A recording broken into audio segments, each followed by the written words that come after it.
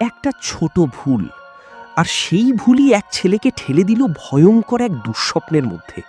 হঠাৎ করেই সে নিজেকে দেয়ালের ফাঁকে আটকে থাকতে দেখে। প্রথমে সে ভাবে সবটাই হয়তো স্বপ্ন, কিন্তু দেয়ালে আঘাত করতেই ব্যথা অনুভব হয়। তখনই সে বুঝতে পারে এটা বাস্তব। সে মরিয়া হয়ে সাহায্যের জন্য চিৎকার করতে থাকে, কিন্তু তার বাবা একদম নির্লিপ্ত। ছেলেটা কাঁদতে কাঁদতে প্রতিশ্রুতি দেয় সে আর কখনো ভুল করবে না। ঠিক তখনই দেয়ালের ভেতর দিয়ে ধীরে ধীরে সিমেন্ট ঢুকতে শুরু করে। ভয়ে তার শরীর কাঁপতে থাকে। সে বের হওয়ার চেষ্টা করে, কিন্তু ততক্ষণে দেরি হয়ে গেছে। সিমেন্ট ধীরে ধীরে তাকে পুরোপুরি ঢেকে ফেলতে থাকে। শেষ মুহূর্তে সে বাবার দিকে তাকিয়ে সাহায্য চায়, কিন্তু বাবা ঠান্ডা গলায় বলে, পরের জীবনে সাবধান থাকিস।